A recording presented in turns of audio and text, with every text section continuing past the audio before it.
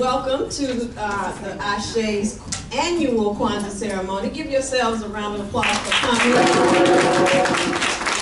Because the weather outside is beautiful, and I know you had a whole bunch of other choices this time here. So thank you for coming.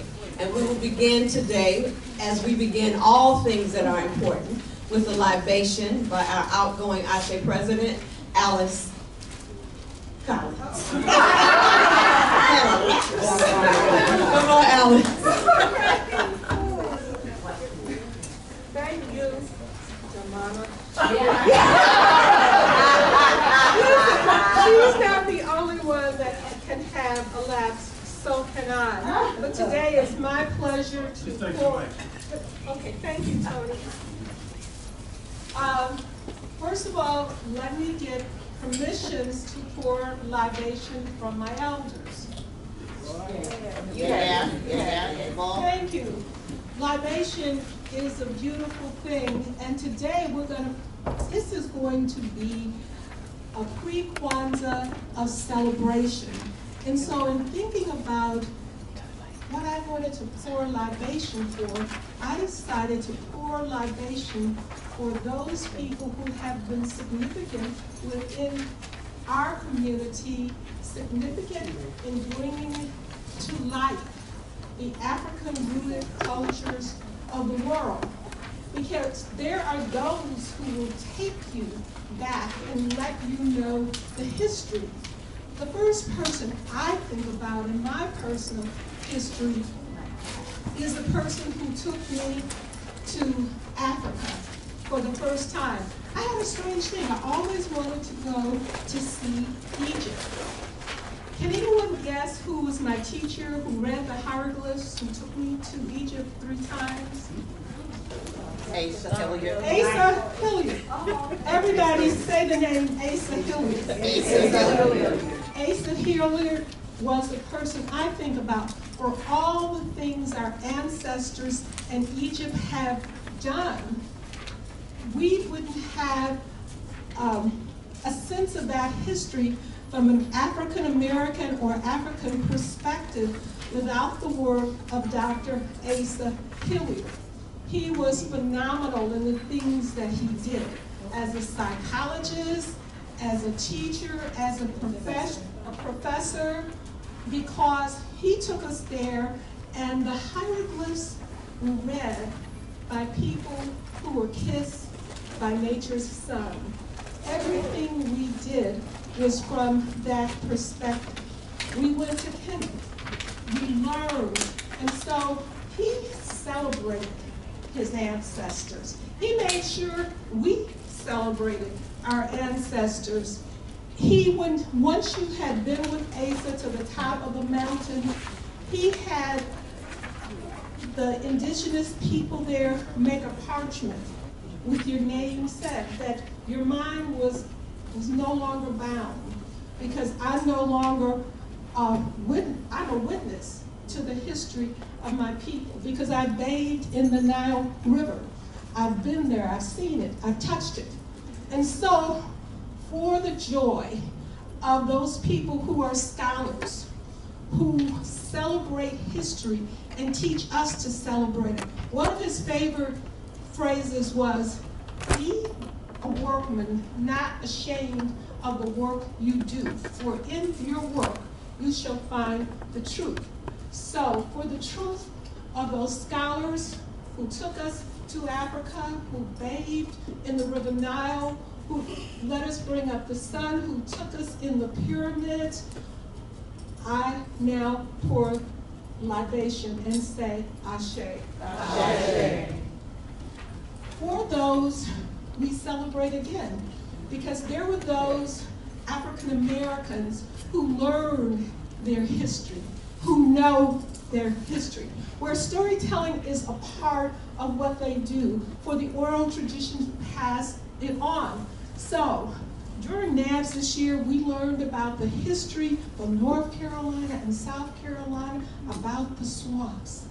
I, for one, 72 years old, I've never heard that history before, because my relatives came from Mississippi, Alabama, and that part of the world. But there are people who can tell you the history of what happened when people went into the swamp areas, how blacks learned and African Americans learned to celebrate them, or those people who understand history, who understand the significance of my generation knowing and me being able to pass it on in a way that is historically correct, not from first person documents, not from Third, Fourth, not from Time magazine, not from any magazine, but from the original documents, for people who give us that kind of information. For those people from the swamps to Mississippi to Alabama to New Orleans, for those people, those professors, those people who now work as a part of the Association for the Preservation of Ancient African Cultures, which ASE was one of the co-founders of. Those people really study, they know, they teach, and they tell the stories of our people. For those scholars who tell our story today, whatever that story is, they tell it and they tell the authentic story from the historical documents and the oral history. I pour libations. For those people, people like Margaret Burroughs, who said to me, please tell my story. Don't let my story get lost. There are so many people in this city. One of the people said to me recently that certain press will not tell the story of the people. They will tell the stories of the things that happen, but not the stories of the people. The mission of the storytellers, the griots, those who are true griots, not just who call themselves griots, you're going to learn the stories. Learn the stories of the people in the city of Chicago. Learn the stories of the women. Learn the stories of the men. Learn the stories in a way that your voice will let the story go forward. Celebrate yourself as a storyteller, as one who believes in storytelling, as one who has the desire to tell the authentic, not the sanitized, not the commercial, but the authentic truth. Learn the language, learn the people, learn the manuscripts. And for you, assembled in this room, who took the time to come, to be here for Pre-Kwanzaa, to learn more, to express yourselves, to be dedicated to that mission, I pour libations. Say your name as I pour libation.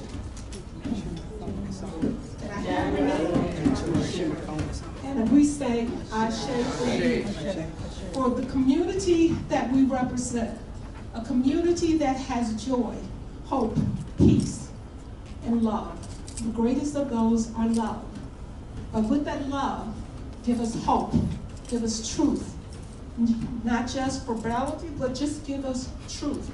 Because as ASE once said, when you know the truth will set you free. And I say, Ashe. Ashe.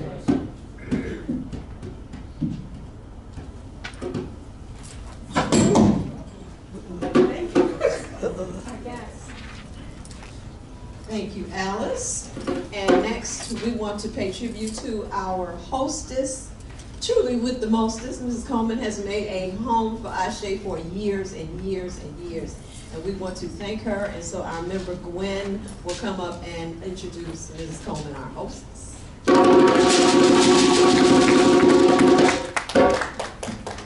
What a wonderful privilege to introduce Ms. Coleman, our host. Ms. Coleman and I have a very, very special relationship.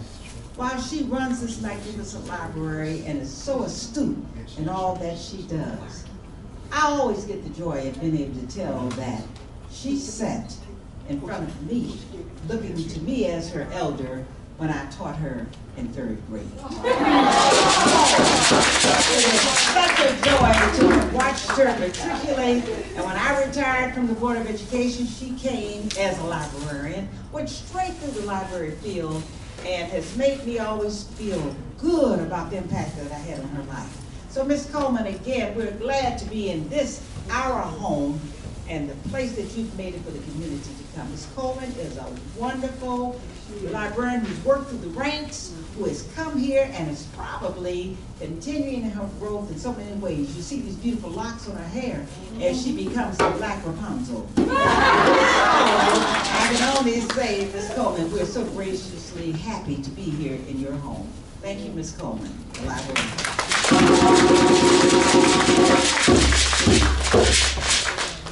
Ms. Coleman, would you like to have a few words?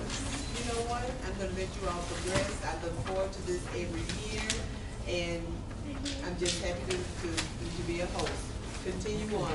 Thank you. We're so happy to be here. So we are about to begin our program. Your MCs will be me, Dhamana, and Marcia. And we will, as we do go through the principles, we will invite anyone who wants to come up to speak to the specific principles.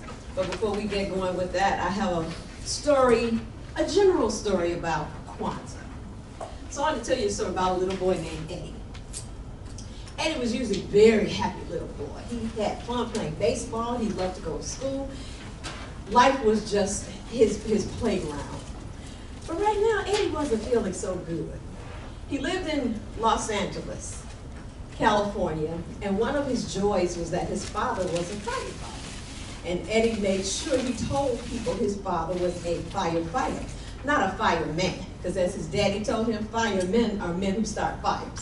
So he made sure he always said his daddy was a firefighter. And so he would, on his days off, Eddie Sr. would take his son to the firehouse. And he would let him sit on the truck and, have fun. So Eddie usually was a very happy little boy. But right now, he wasn't so happy because there were fires burning out of control in areas near Los Angeles. And his father had been one of the firefighters to sign up to go fight those fires. And it was right around the end of December. And so that meant his father would not be home for Christmas. He thought he would be, but the fires were raging out of control. They needed for him to stay. And so he had agreed to stay. So every night he and Eddie would Skype, and he would let him know that he's going to be home as soon as possible. But Eddie thought, okay, well, that's kind of bad, but not so bad. He and his mom would still be there for Christmas. But then Grandma Jackson, who still lived back in Chicago, fell and broke her hip. That meant Mom, who was the only child, had to go back to Chicago to help take care of Grandma. So Eddie's like, what? And because she had to be there to take care of her mom, Eddie couldn't go with her. Eddie was really bummed out then, because that meant he was going to go have to stay with Uncle Charles. And guess what? Uncle Charles did not celebrate Christmas. Eddie did not want to go to Uncle Charles's house because Uncle Charles did not play, okay? But he had no choice. So he went to Uncle Charles's house, dreading it the whole time. Christmas came, they had a celebration, friends came over, but no gifts. That's what Eddie was hoping for, but he knew that didn't happen at Uncle Charles's house. So December 26th rolled around, the first day of Kwanzaa, Umoja, unity, and Eddie got ready for it. He knew all the principles because they spent time with Uncle Charles at least a few days during Kwanzaa every year. So he got up that morning and he was kind of moping around the house, but his three cousins were busy decorating the house. They got the Kwanzaa table ready. They all took turns putting the candles in the kinara. And so Eddie started to perk up a little bit. Finally, people came over bringing delicious food because, as his auntie Mia told him, everyone brings food, so that doesn't put all the burden on one person. So Uncle Charles was gathered with all his guests in the room, and even though it was only the first day of Kwanzaa, he always did all 7 principles because there were people there who wouldn't be back for the rest of the week. So he wanted to introduce everyone there to all 7 principles. So he lit the first candle, Umoja, unity. Strive for and maintain unity in the family, community, nation, and race. And Eddie started thinking about that. Those are some things he and his father did. They brought people together all the time. They would go out and help their elderly neighbors if it needed raking the grass or carrying their packages in. And he said, okay, we do that. We practice unity. And Kujichagulia, self-determination, they do that too. His Uncle Charles had given all of his 3 sons African names because he said he wanted his children to have names that meant something. So Eddie's sitting there racking up all these principles and the application of them that he had been hearing all of his life. So it started to make a little more sense to them. Then Uncle Charles moved on and lit the 3rd candle, Ujima, collective worker responsibility. No, I'm sorry, cooperative. Oh, Jesus. No, that's Ujima. Collective worker responsibility. Yeah, self-determination is the same. Okay, collective worker responsibility. And he thought of how they worked at the neighborhood food co-op. They would go out and buy in bulk and go to all the neighbors and sign up, and they would deliver whatever food they had ordered. So again, this is stuff we really do in our lives. And moving on to cooperative economics, Ujamaa. Yeah, his uncle and his dad were always telling their family members and their neighbors to buy black. Shop in the neighborhoods, shop small businesses, support the community, go to the cleaners down the street, even though there's one 5 miles away where everything's 99 cents. Support what's in your neighborhood. So that was another thing Eddie started to think about. And he was kind of feeling guilty because his question had been the whole time, why do we have to celebrate Kwanzaa? He just did not know about that. He was kind of bummed out. But the more and more he went through these principles, thinking about his uncle and his dad and his mom and his auntie and all the work they did, he felt better and better about it. Like, you know what? I'm really a part of this. We really do this in our lives. And he went on to Nia, purpose. And he thought about how his dad impressed upon him the need to really give your best to whatever you do. If you're in school, give your best shot to your work. Turn in your best work. You don't turn in work that's all scratched up and messy. So you become a person of purpose, and you do your best. You do the best that you can do, and you always give that. And moving on to Kuumba, creativity. He thought about Kuumba. He looked around at all the decorations that he helped put up. And he knew, yeah, creativity. I'm creative. I do artwork. You know, I participate in activities at school. He was in one of the plays last year. So more and more and more, the stuff was starting to make sense to Eddie. And he went through, as Uncle Charles lit all of the candles for all 7 of the principles. Eddie just recounted them. Umoja. Kujichagulia, Uji, Ujamaa, Nia, Kuumba, and the last, Dhamana. Faith. He had faith. He knew since he was able to listen, his parents had told him about having faith in the ancestors, faith in the Creator. So that wasn't a problem at all. So Eddie a smile started to spread across his face. And his Auntie Nia came over and said, Eddie, what are you smiling about? He said, I'm just happy to be here, Auntie Nia. And she said, you are? He said, yeah, I am. He said, because this is how we live. This is how my mom and dad live. This is what we do every day. He said, so now I'm not going to ask that question anymore because I have an answer. I know why do we celebrate Kwanzaa. And so our first principle is there anyone in the house, children included, who wants to come up and talk about what Umoja means to you, how you can demonstrate Umoja unity in your life in the coming year? For our member Sharon is going to come up and address Umoja while I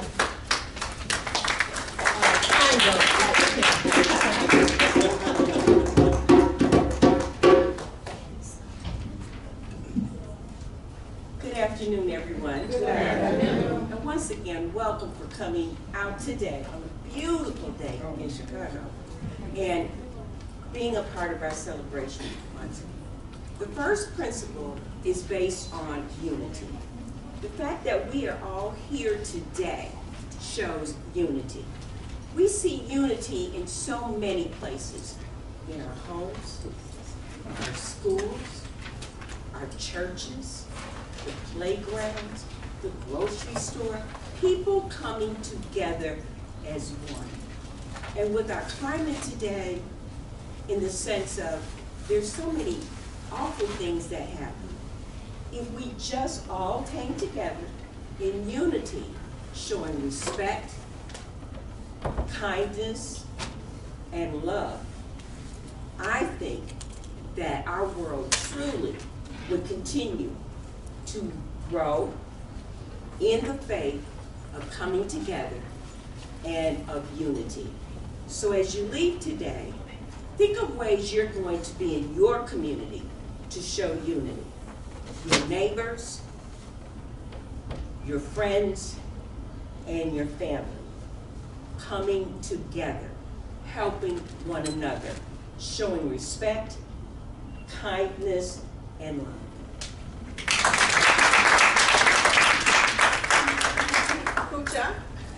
Okay, you know, I try to sit back inside, you know, but I like you, I've been doing Kwanzaa a long time. So I have to make this an audience participation unity. I want you to find somebody in here you don't know, because I know a lot of us know each other, and find out their name and give them a nice hug, because we need to be family. It is so important that our family be strong, because the breakdown of the family structure is what has caused a lot of this negativity in the streets. So this room right here, we're gonna show some love right here, right now.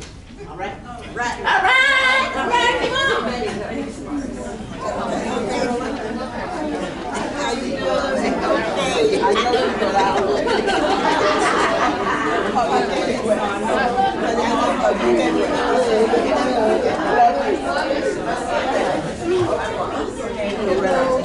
Thank you. Love you.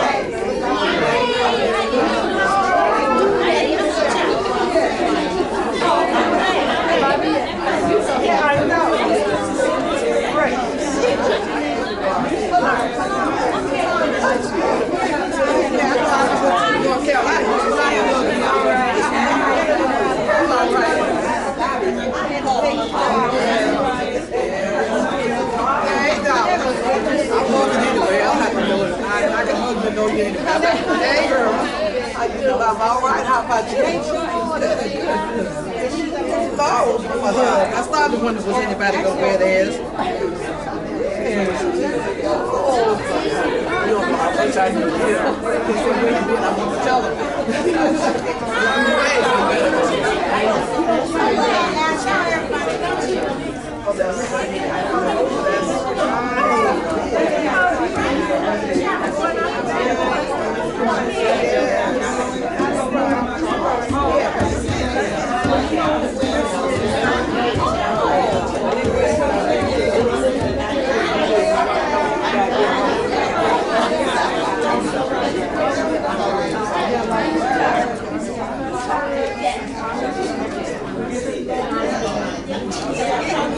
All right.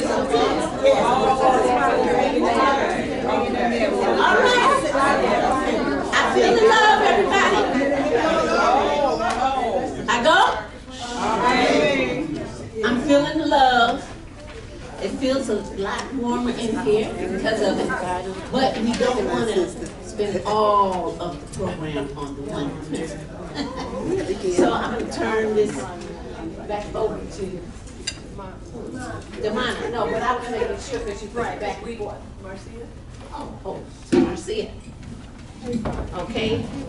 And don't forget those names you just know. And as Marcia makes her way up, let me explain that we are virtually lighting the candles. So the flame is virtual. We have a little virtual. Ms. Coleman is such a wonderful. Oh, thank you. A virtual flame.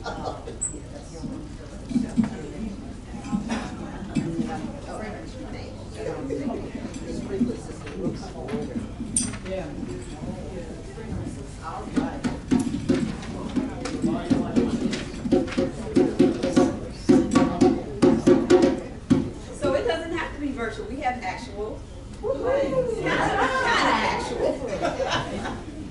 So we have lit the candle of Umoja, and now we are lighting the candle of self-determination. Is there anyone that would like to address Kujichagulia? Yes, Mars. To create ourselves? All right.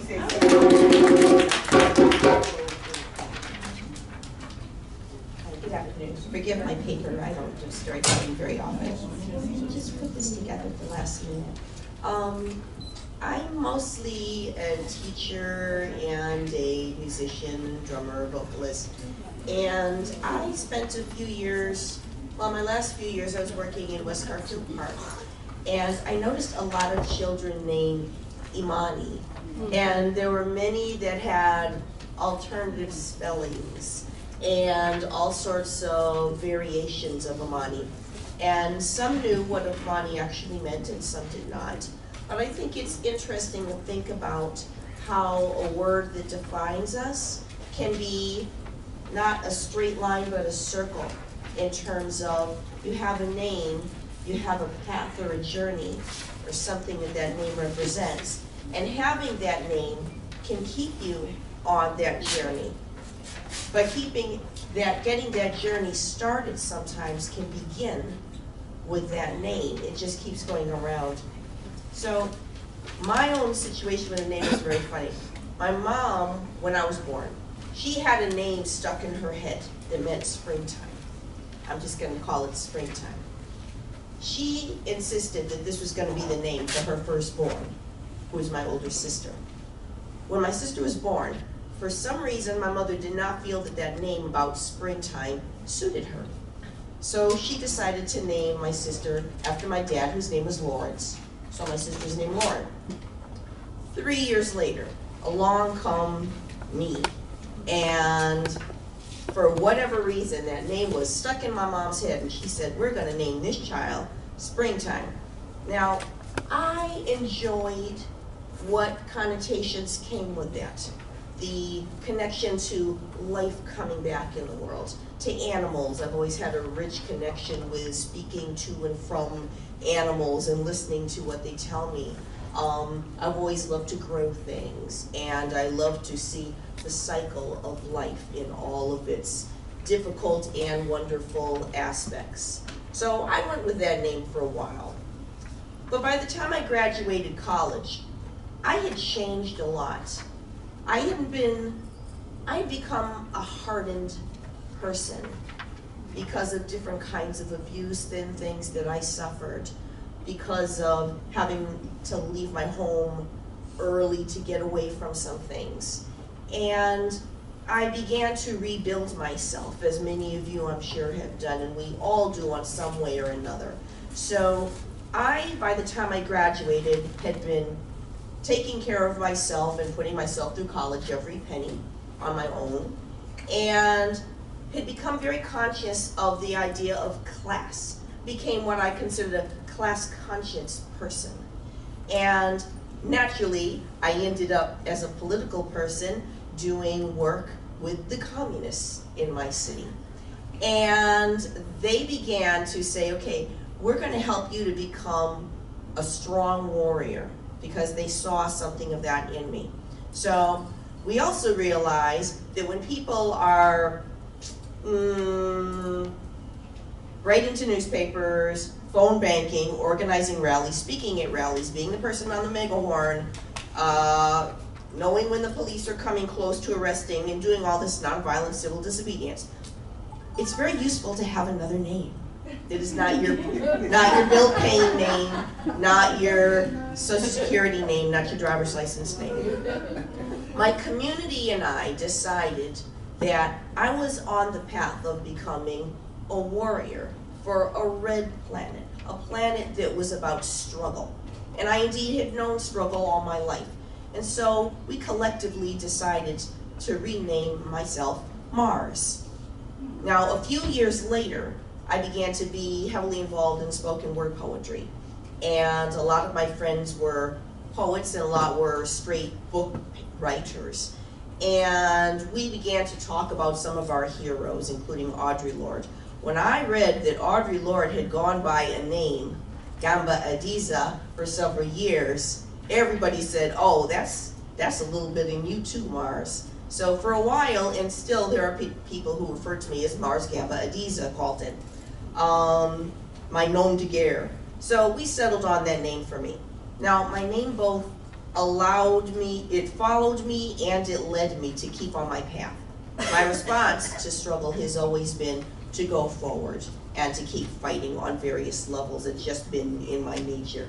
So 20 years later, after all that, my political change has gone through, I became looking towards creating a family. And I knew the importance of a name. Now, my pregnancy included a battle with cancer. I found out that I had cancer, and then a month later, I found out my husband and I had finally gotten pregnant. So that pregnancy involved a whole lot of tests and treatments and MRIs, which freaked me out because I have claustrophobia. But they kept telling me there was something inside me that was fighting, that was rock solid. And they said it seemed to be my son. Because every 2 weeks, they're, pregnant with cancer, they're checking you every 5 minutes. Are you okay? Is baby okay? Is you okay? The baby okay?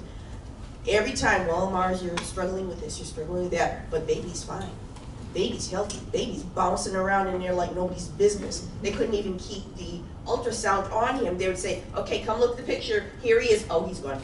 You go all over the place. So I decided when he was born, my husband and I wanted to wait until we left the hospital because we wanted our child to name himself. Now, without words, we felt that he would be able to tell us who he was and what his path was like. But the hospital said, if you don't give him a name before you leave the hospital, you'll have to pay a bunch of money to Social Security to redo it later, which I didn't know. So we said, okay, what do we definitely know about who this child already is in the world? And so we named him Jelani, which is mighty. And he was born on December 27th. He self-determined that he would come 3 weeks early. And he has been my rock and my strength ever since. Thank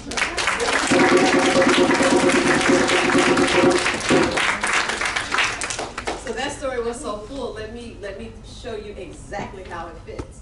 Kujichagulia, self-determination, to define ourselves, name ourselves, create for ourselves, and speak for ourselves, instead of being defined, named, created for, and spoken for by others. That was a perfect story.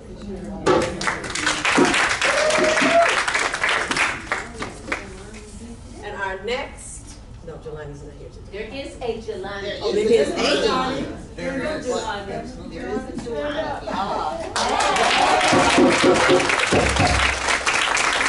Only y'all grandson. Okay. All right, so our next principle is Ujima. Is there any one collective working responsibility? Is there anyone who wants to come up and speak to the principle of Ujima, collective working responsibility? Anyone?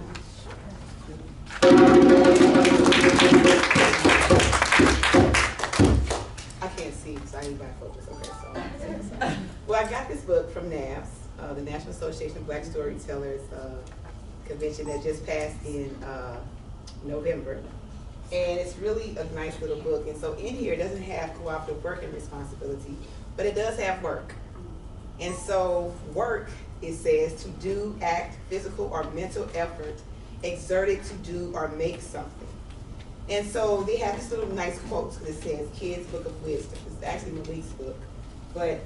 And so I wanted to read a couple of them. There's a traditional one that says, just counting stumps don't clear the field. So, you know, when we all get together and we're just talking and talking, but we're not doing, then, you know, we want to be collectively working. Collective work, we have that responsibility to come together and work. While the sun shines, get firewood for the night. That's a quote from Zambia. And so these are really nice, so you can think about how collectively we can do these things. We can work together. You can see how it's not just an individual, but it's a collective. Okay, there's another traditional one that says, hungry rooster don't cackle when he finds a worm. So when we find ourselves working together to solve our problems, then we don't have to worry about who's going to solve our problems for us. Men must not only know, they must act. And that's from W.E.B. Du Bois, The Souls of Black Folk. So we know that goes back to, you know, knowledge. We have to put it into practice.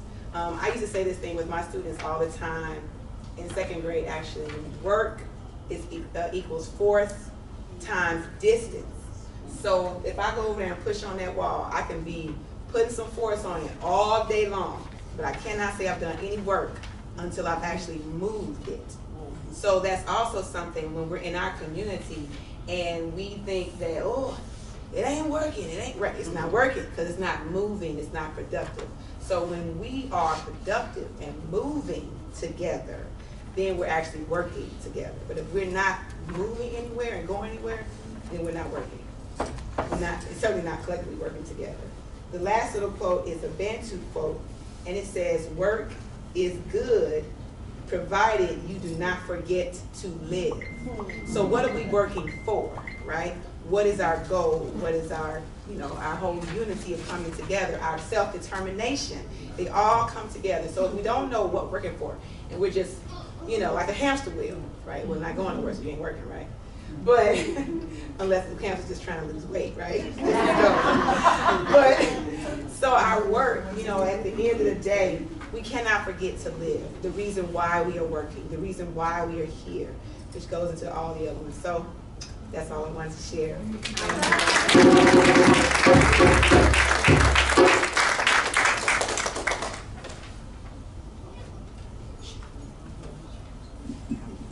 Our next principal is Ujamaa. Does anyone wish to speak to Ujamaa? Ujamaa Cooperative Economics, to build and maintain our own stores, shops, and other businesses and to profit from them together. Y'all know about that, especially this time of year. Anybody want to speak to Ujamaa? Well, since you said, my family, we grew up I grew up in a family building, right? And my mother worked in the factory, and my two aunts they worked in people's houses. But they wanted to have good Christmases for their children. So every summer, they would get together, but also the other ladies that lived in the building. Not just my family, but that was the base. And they would have, it was one day, it started that morning. They would fry chicken, fry fish, have succotash or spaghetti, and we would go out to the community selling dinners. There were people who worked in restaurants would order food from us. We would deliver it. Then that night, they'd come by the house, they'd play cards, drink, or smell, but of course we were selling the shots. So the money came in, you know? And we all had a good Christmas. Whether you had 11 kids in the family, like my cousins, or you just had 5, like us. We all had great Christmases. because these women just knew how to get together and work. And they have a nice little quote here from Swahili. And it says, oh, wait a minute, I just had it. We're on cooperative economics. God lent us his property here so that we too could lend what we have to our neighbor.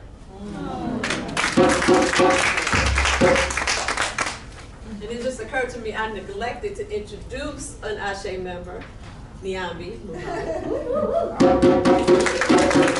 She has some superstar children. One of whom you might hear from today. Pat, you wanna? I just want to come up and share a quick one story.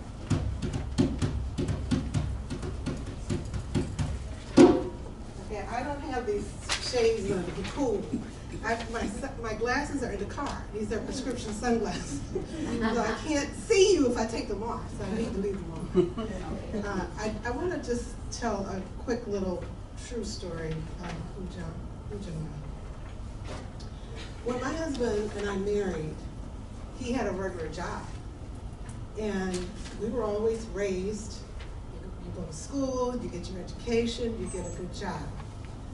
And so when my husband decided that he wanted to open up his own business, I was like, are you crazy? I'd never experienced anybody having a business. So for him to say that he wanted to do that, that meant he wasn't going to have a regular job. That meant we weren't going to really have money coming in other than what I was bringing in. And I didn't know what that was going to do for us. I was so embarrassed about it that I never told my parents that he quit his job until maybe like a year later. Lo and behold, we now have what I think is a very successful business. He didn't start out with this particular one, but we have owned our trophy store for 30 years. We're celebrating our 30th year this year. If the Lord wills, we'll have a celebration sometime in 2019. I say all that to say that we have to support Black business. Because if our people hadn't supported us, we wouldn't be here for 30 years. We don't get enough of the other folk coming to us. So by our people supporting us, and now I think there's a rejuvenation of supporting Black businesses with the millennials. If the family wills, our business will continue through the next generation.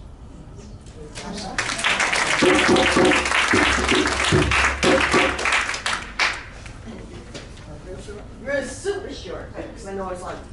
The Colton name doesn't mean much in Chicago, but out in Springfield, Mass, where I'm from, everybody knows the Coltons. So out here I have to tell people I'm Black, but out there everybody knows, oh, you're Colton, you're Black. Because our family ran the Black service station in Springfield, Massachusetts from the 40s, 50s, 60s into 1971. Colton Service Station and Auto Repair, and to this day, anytime any of us walk down the street, somebody knows we're Colton because their family is connected to our family from that experience. So in Springfield, Mass, we know how to support Black business.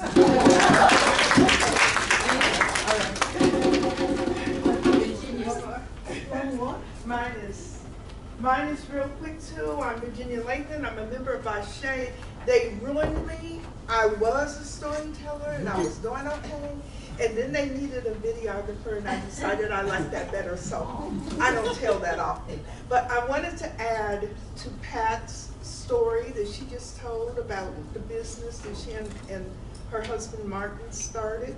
I just wanted to add that one of our children, one of the ASE youth, my daughter, Angela, when she got 16 or something like that, needed a job, and that they gave Angela her first job.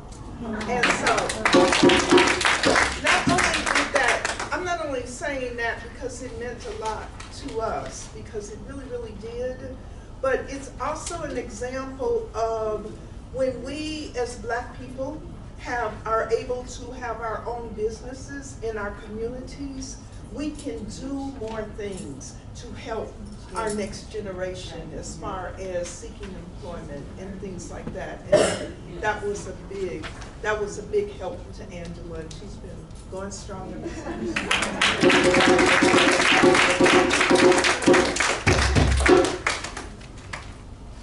Our next principal, I will light the candle. No mercy. Our next principle is Nia, purpose, and we have two that are going to address purpose. Nia. Our first is Ruby. Get ready, y'all. Good afternoon, everyone. Good afternoon. Thank you so much for being a part of this day. I'm holding a paper and I'm normally a performer, but I have to do this way, and as you get to the end of my story, you'll find out why. Sometimes I feel like a motherless child. Sometimes I feel like a motherless child. Sometimes I feel like a motherless child, alone, away from home, alone, away from home.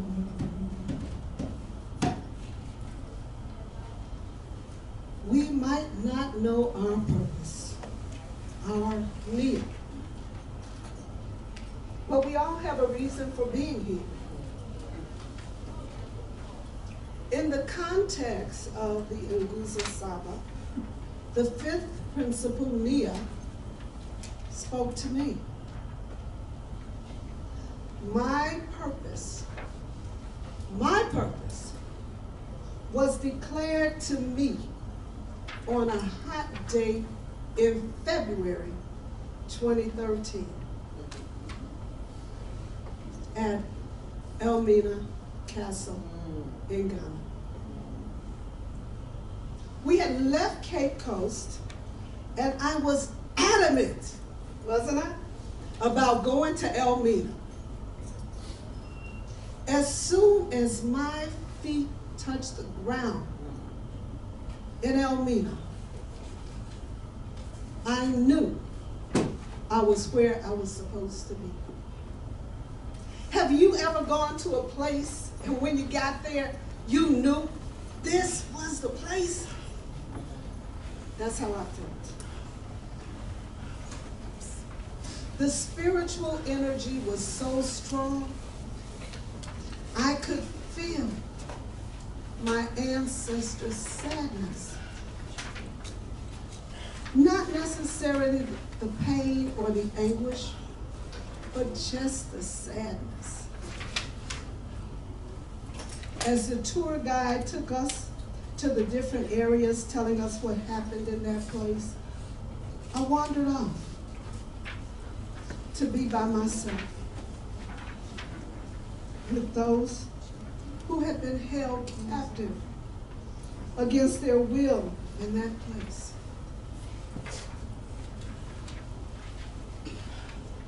It's been said that DNA has memory. I'm here to tell you that's absolutely true. It absolutely does. They spoke to me on that hot day in that sacred space. It was sacred because their presence made it so. Don't ever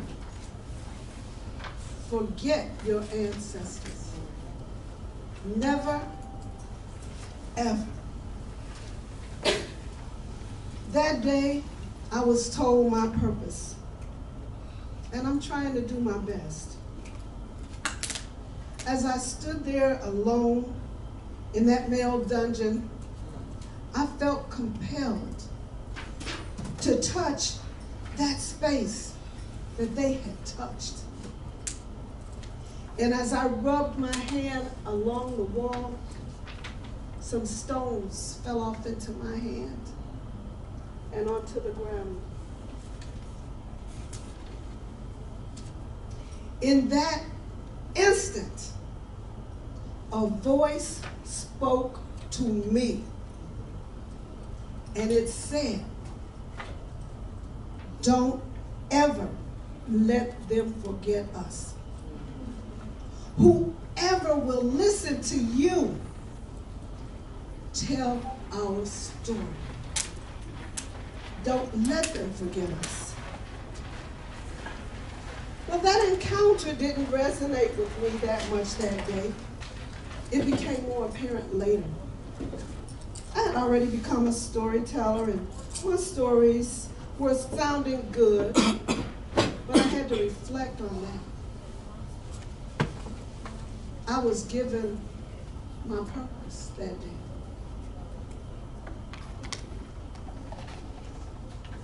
On that day, I was made a vessel. Every word I've shared with you today was dictated to me. I had no story. And don't tell Mama Edie. But I had no story until 11:30 p.m. last night. These words came into me. This is my purpose. I'm merely a vessel. I know the stories I share are coming from a place greater than myself. I will close with this. Find your purpose. Say that. Find your purpose. Live your purpose. Live your purpose. And I want you to join me in this song, and then I'll sit down. This little light of mine, I'm gonna let it shine. Oh, this little light of mine, I'm gonna let it shine. This little light of mine, I'm gonna let it shine. Let it shine, let it shine, let it shine.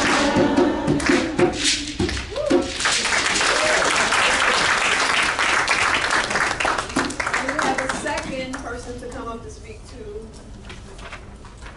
Another ASE member. I don't want to put your name. Emmanuel. Right. I'm sorry. Good afternoon. Good afternoon. Yeah, okay. I would like to talk about purpose.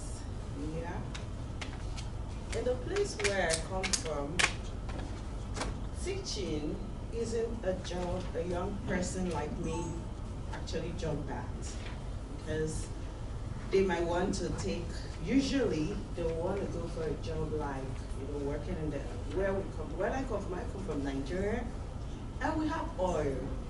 So they might want to do work in the oil company, get a job in the bank, get a job somewhere that can at least pay your bills. You really need to pay your bills, But I've always loved to teach.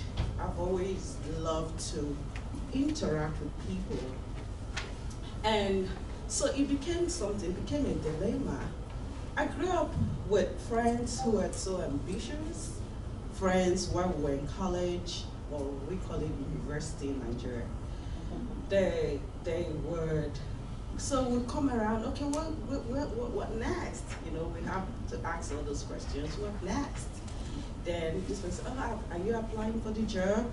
Do you want this and all that? Then I looked at it like, I think I want to teach. Then teach? Who does that? Say, your word, teach. Then I didn't know if the response was a very good one, but that was actually what I wanted to do. They said, okay, well, if you want to teach, you can go on teaching. You know what it means to teach. You won't have money. Yeah. So, and at the point, I thought maybe I am not sophisticated enough. Maybe I'm not as ambitious as my friends, or maybe I should get something, more exciting to talk about. So after school, good, my friends, they moved on. They got very good jobs. And I knew I had something to do with children. I knew I had something to do with teaching. But I wasn't confident enough to take it at that time, because really, it wasn't something that anybody my age wanted to hear about. So they got jobs because that was maybe their dream, the area they were looking at. And I kind of did something around, not still getting money. And after some time, they all moved on because I didn't have money as they did. So in 2012, I looked at my life and said, Ella, you don't have a good job that you enjoy, and you still don't have the type of money you need. Why not just hang on to your dream and move and do what you really wanted to do? That was when I looked and I said, okay, you know what?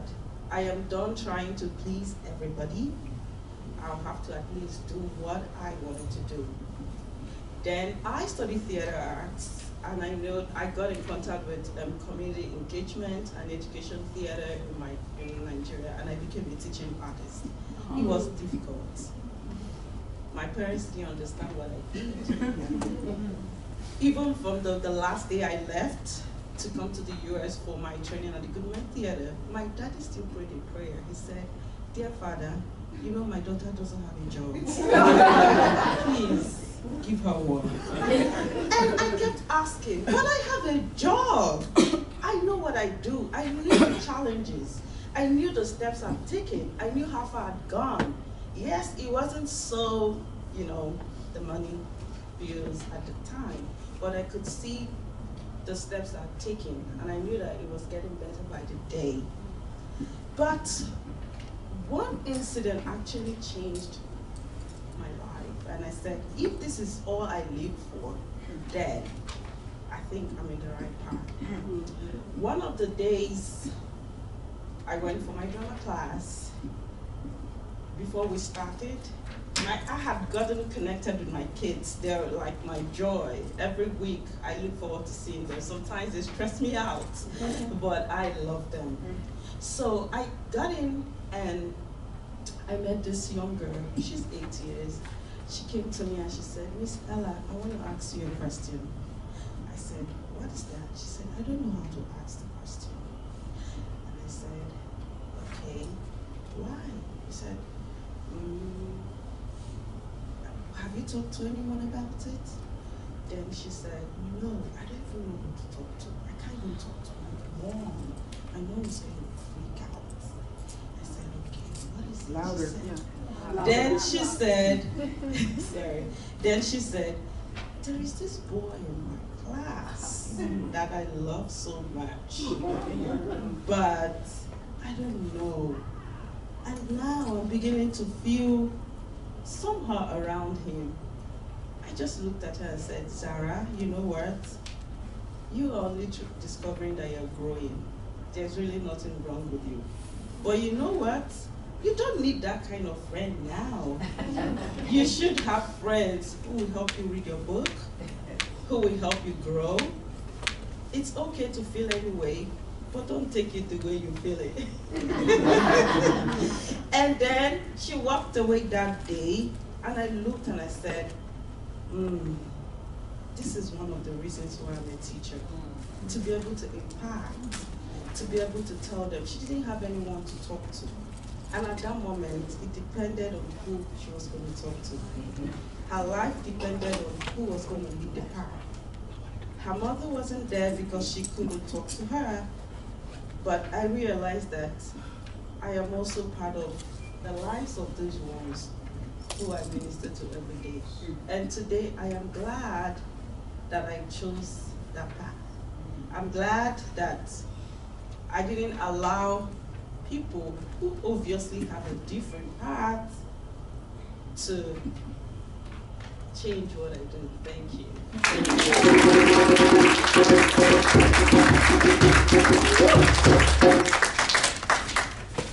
And Emmanuel is one of the newer members of ASE, so let's give her another.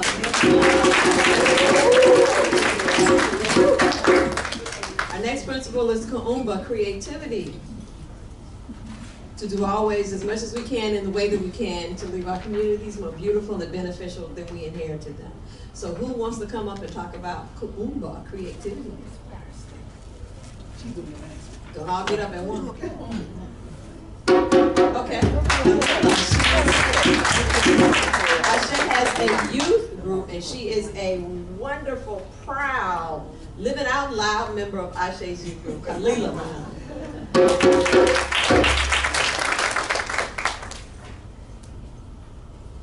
Kuumba is the principle that means creativity, and I think that it's the principle of Kwanzaa that I like to use the most, because being creative is what I like to do. I like to paint and draw, and I like to do a lot of other things, like sew and play my cello, and do other things at home and when I'm with my friends.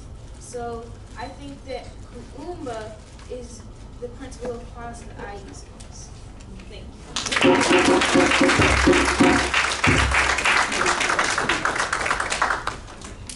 And if you are not on Ashe's mailing list, make sure that you get on there today, because next time you hear about our youth performing, you want to come out, because that sister tells a mean story. You want to make sure you witness that. Is anyone else want to talk about Kuumba? All right, Marcia, you can come up and talk. Wait. Okay.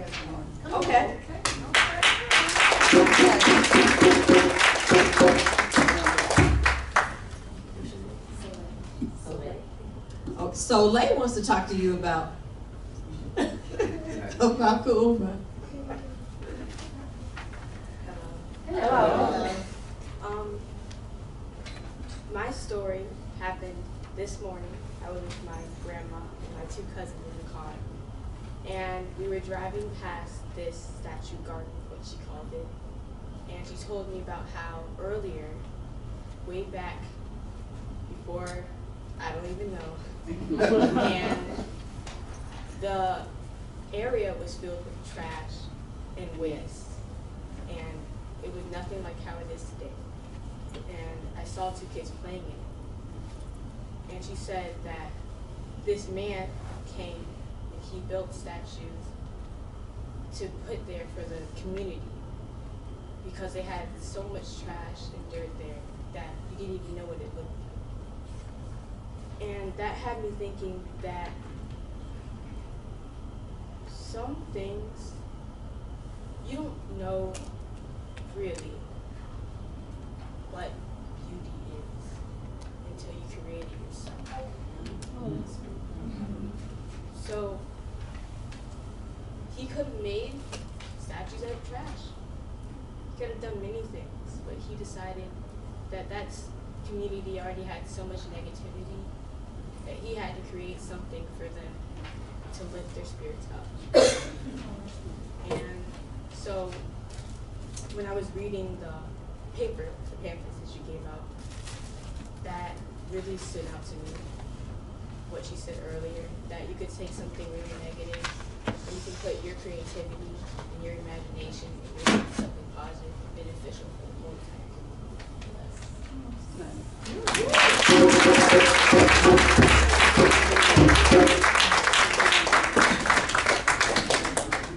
And our final principle is Imani. Faith. To believe with all our hearts and our people, our parents, our teachers, our leaders, and the righteousness and victory of our strength. And who would like to address that principle? Well, she's in the program. Yeah. That's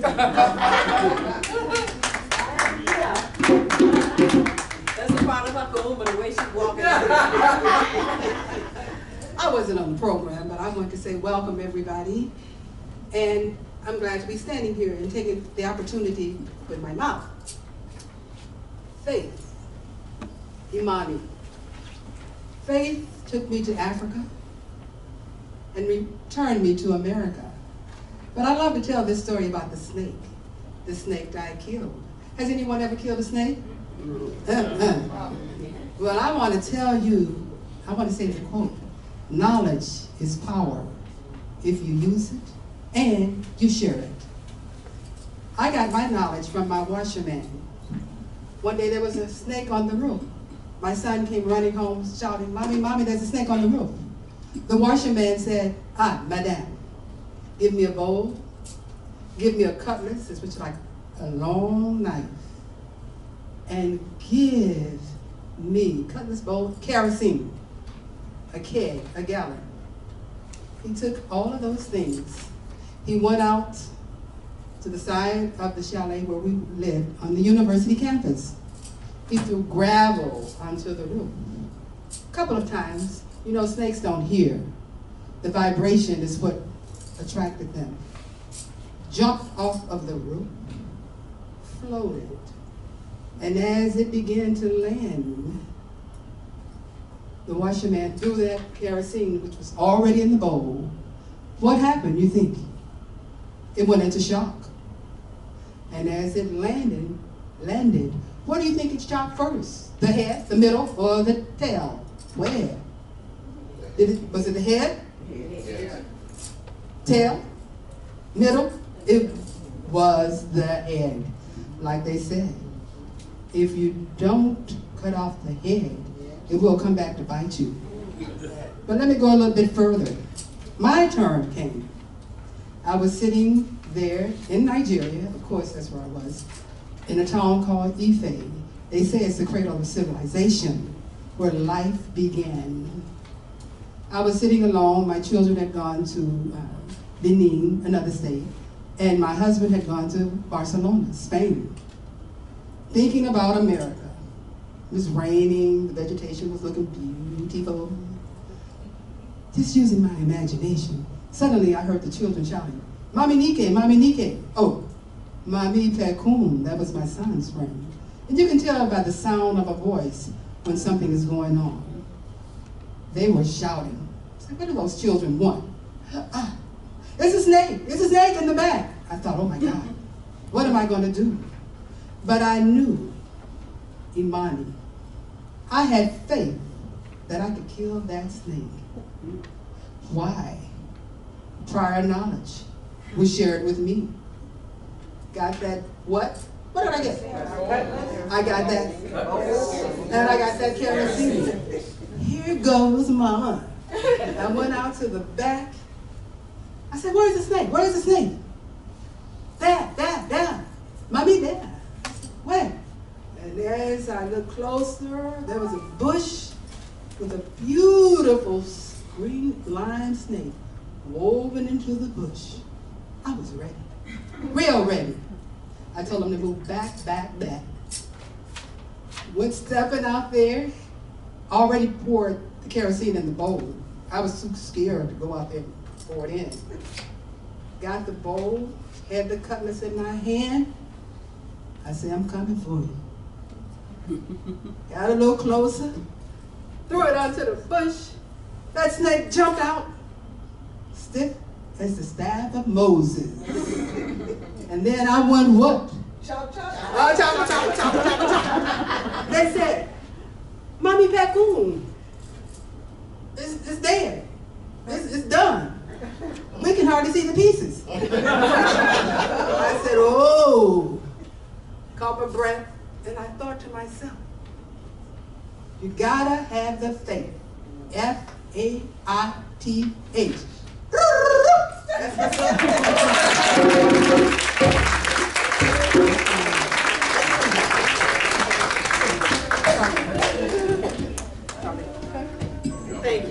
Thank you, Tyler. You're welcome. Okay. of our newer members. Fire keeper. Fire keeper.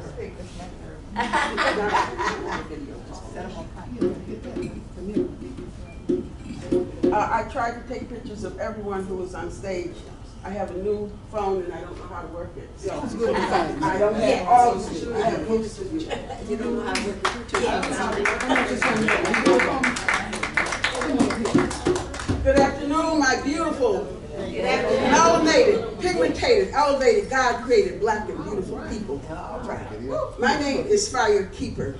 I call myself Fire Keeper because during prehistoric times, there was a person whose responsibility it was to make sure that the fire never went out. Because if the fire was extinguished, the tribe perished. And that person was called the Keeper of the Fire. That was not their title, that was their name, the Keeper of the Fire. And in solidarity with our ancient ancestors, I call myself Fire Keeper. Because I want to keep alive in my people the spirit of what has happened to us since we have been transported to this country that is not our own. I went to a church one day and I met a woman. She was an older woman like myself, and she had a small child attached to her, about 3 years old. And I noticed that wherever she went, he followed her. And I was intrigued about this relationship because I thought it was her grandchild. But I learned that she was a foster parent and that her arrangement was that they would bring babies to her in the night to keep until morning and they could place the baby. And one night they brought to her a baby who was 18 months old, who had been left in an empty apartment. When I say empty, I mean no adults were there. An empty apartment for 3 weeks in the bathtub. When they found the baby, his body was covered with rat bites. He had been eating roaches and paint chips and drywall. And it turned out that the mother had not deliberately abandoned this child. She was a woman of the night, and she had gone out into the streets, and she had overdosed and passed out. And all the time she was in the hospital, unconscious, this child was battling rats and eating roaches. And I was intrigued by this story of salvation, of survival, of redemption. And I say redemption because the moment the mother gained consciousness, the first thing she said was, "Where is my baby?" And they did not even know she had a baby, but they found the baby. And now she had this child. They found the baby, and now this foster mother had this baby. The baby was taken to this foster mother. And the mother, this foster mother, was conflicted because she was an older woman. And she thought, now's the time for me to enjoy my life. But she fell in love with this baby. And I was so intrigued by this story that I wrote this poem entitled, God Sends an Angel. Will you excuse me to have a drink of water? My mouth is very dry. Okay.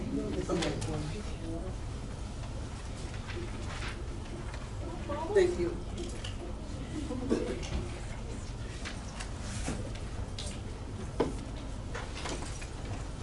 The name of this piece is God Sends an Angel. I heard his story. Yes, I heard it told. How this baby was left alone before he was 2 years old. And though I was new to this church and was a total stranger, I sensed the baby carried memories of infantile danger. Learned God had sent him an earthly angel. The night the angel came was the baby's holy night. Now this baby never left this angel out of sight. He was grooving with this angel, who was now his mama, who relieved him of the misery, removed him of the trauma, because the angel had claimed him, and God had retained him. The church had proclaimed him. Satan could not gain him. and I was a stranger looking at an angel with a baby, and I said, maybe this earth can be saved because this baby missed the grave. Not every day we see an angel walking down the street. How often do an angel and a baby even meet? But the angel became his mama. She took away the trauma because the angel had claimed him and God had retained him. The church had proclaimed him. Satan could not gain him because she's the mama now. Satan has lost control. It's a story I've been told. It's not new, it's ancient old. It's to tell how God reacts when he sees how humans act. How we sometimes lose our way, how our virtues sometimes stray, how we simply cannot cope, filled with cocaine, pot, and dope, how we lose all our hope and slide down that slippery slope where our lives are filled with wrath, wish we'd taken a different path, gone to school and learned some math, how to read, how to spell, how to keep from going to hell, how to avoid this ancient tale of how life can make you fail.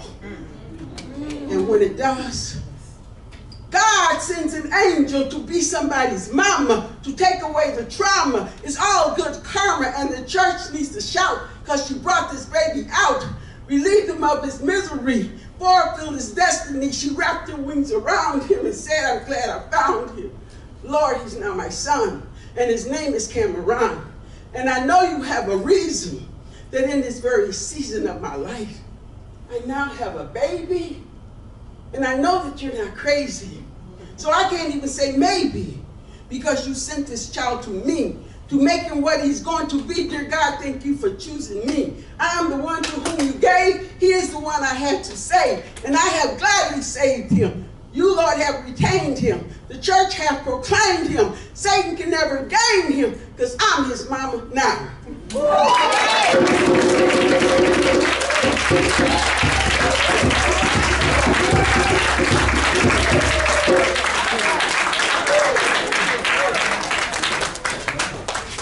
So we're about to wrap up our Kwanzaa program. We have one more thing. Is there anybody burning to say something about one of the principles before we close out? Okay. So what we're going to do now is the farewell statement that was created by the creator of Kwanzaa, Maulana Karinga, to close out our Kwanzaa celebration. And let me encourage you, if you're interested in celebrating Kwanzaa, don't think you have to have a Kwanzaa kit. Don't think you have to be able to pronounce the principles correctly.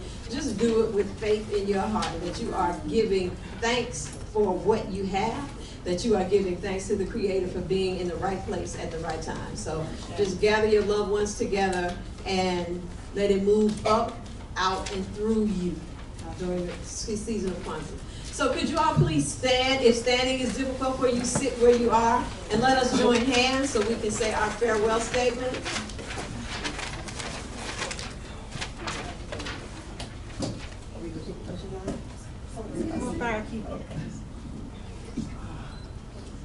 Okay. Repeat after me. Strive for discipline. Strive for discipline. Dedication. Dedication. And achievement. Achievement. In all that you do. In all that you do. Dare struggle. Dare struggle. And sacrifice. And sacrifice. And gain the strength. And gain the strength. That comes from this. That comes from this. Build where you are. Build where you are. And dare leave a legacy. And dare leave a legacy. That will last. That will last. As long as the sun shines. As long as the sun shines. And the water flows. And the water flows. Practice daily. Practice daily. Umoja. Umoja. Kujichagulia. Kujichagulia. Ujima. Ujima. Ujamaa. Ujamaa. Nia. Nia. Kaumba. Kaumba. And Imani. And may the wisdom of our ancestors always walk with us. Always walk with us. May our children honor us in love and struggle. And may the years end. Find us laughing. Stronger. Greater. And closer. To liberation. And so now we will do our Harambes. Hold your right fist in the air and bring it down and say Harambe. We're going to do that 7 times. And on the 7th time, hold it. So to be like this, harambe. Do it 7 times and hold the harambe on the 7th time. And I'd like to tell you, you get a prize if you hold it the longest, but we don't have it. All right. Harambe, harambe,